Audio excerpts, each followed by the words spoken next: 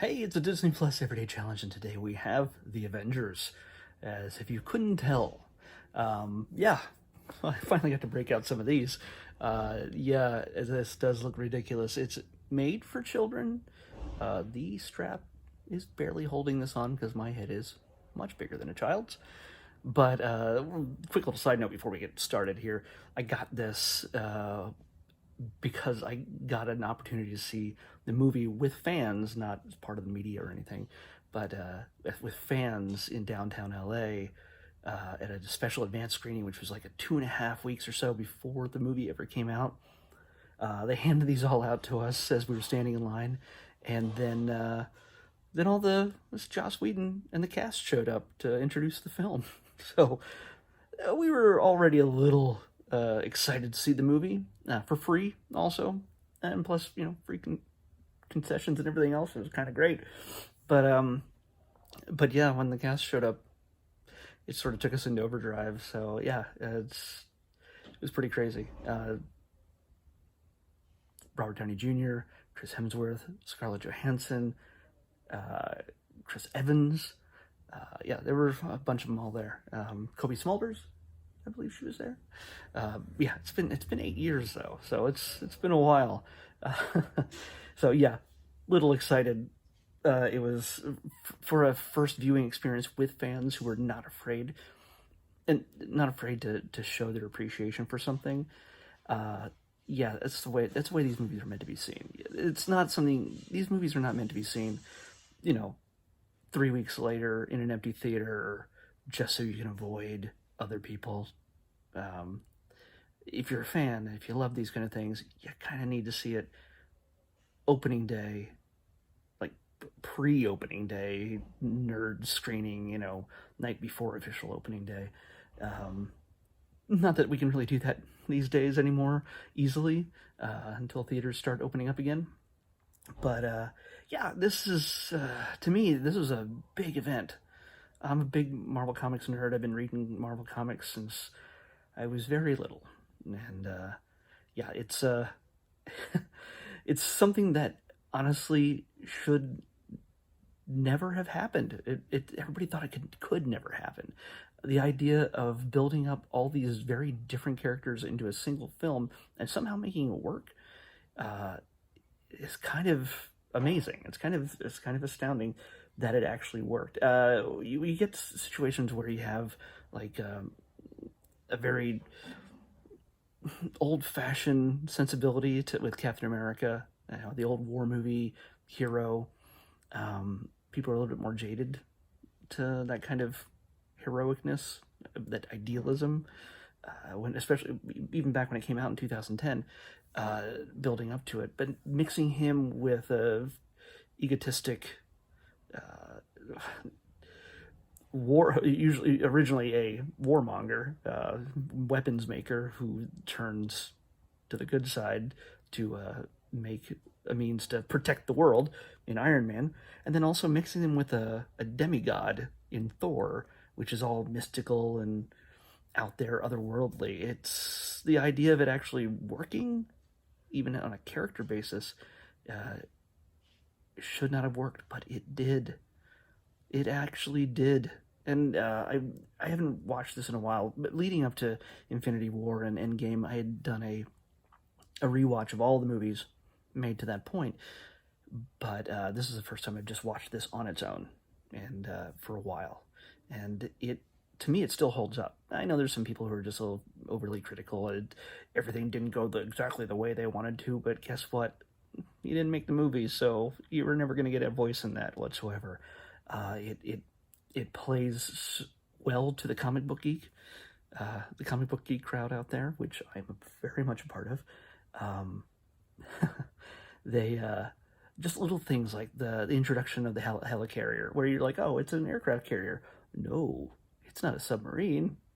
It flies in the sky, and yeah, for the nerds who knew that was going to happen, it still was thrilling to see it take off for the first time, along with characters who had no idea what to expect from a flying airship, a flying battle cruiser kind of thing. Um, flying aircraft carrier. And, Cap owing Nick $10 to admit that he was actually surprised at what he saw. Beyond that, it's all the very Whedon-esque, quippy dialogue that goes through everything. Yeah, maybe some people don't feel like this kind of thing should have been so lighthearted. Well, there's plenty of not lighthearted moments, including certain deaths and the reaction to certain deaths. And Joss knows how to take things to certain extremes, where gutting you emotionally and then making a joke out of it. And yes, people have also spoken that it's a detriment. It's almost a cliche with Marvel films that somebody always has to be quippy in serious moments. But I think still it's that balance that have made them successful in relation to certain distinguished competitions movies. The Justice League, for example, they were pretty much trying to play catch-ups and do the same exact thing, and it didn't really work. Their characters are very different.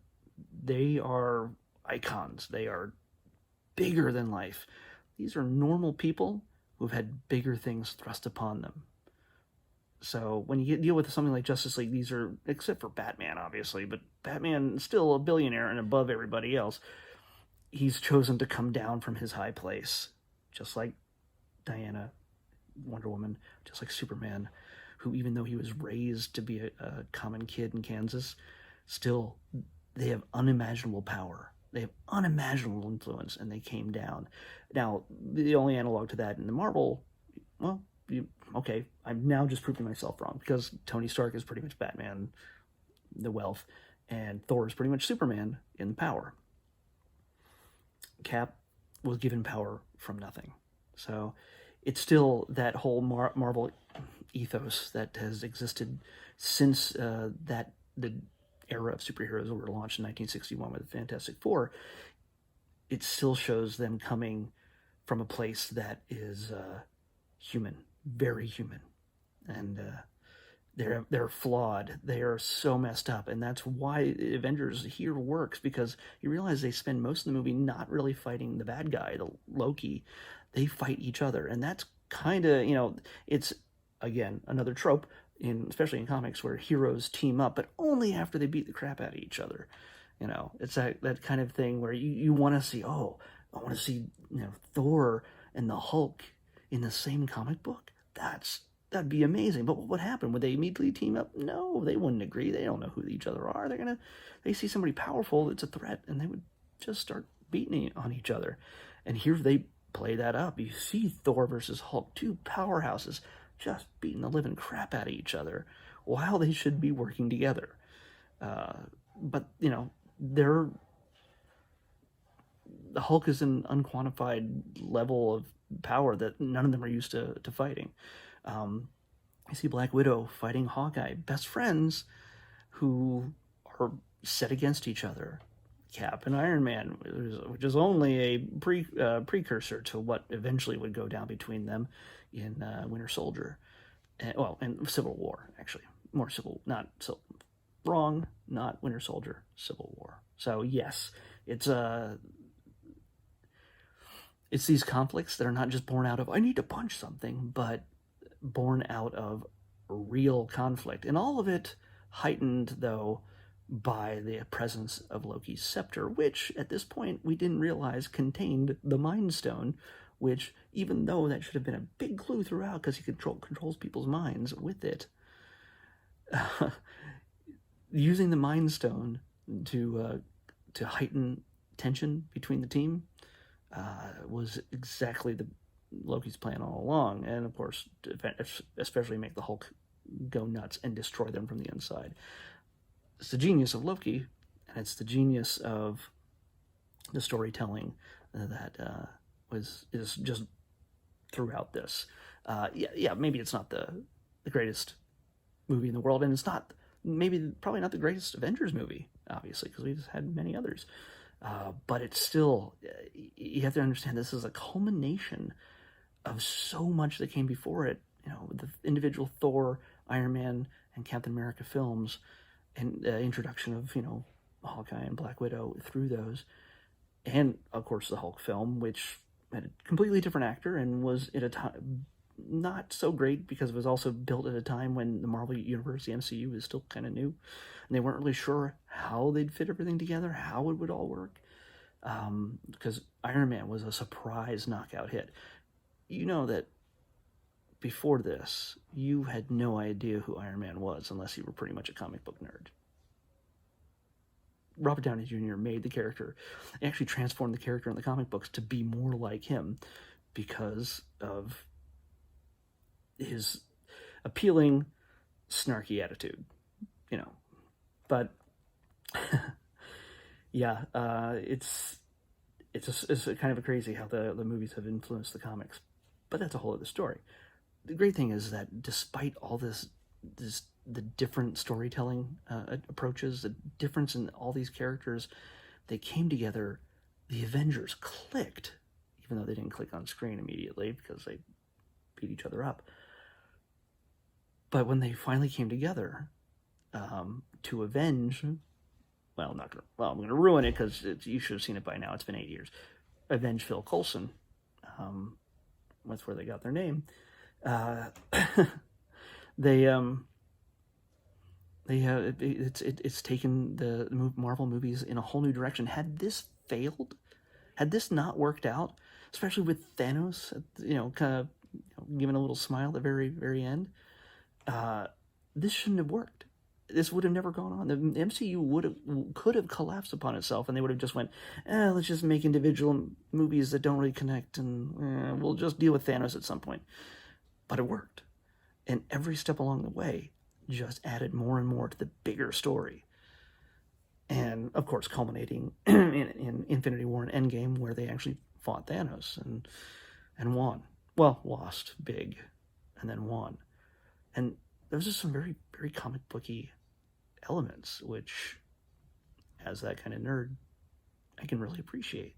And hopefully people who didn't know what everything is, who Thanos was, and most of these characters were, with Black Panther and Winter Soldier and Captain Marvel and everybody else, just the idea of bringing all them together to like,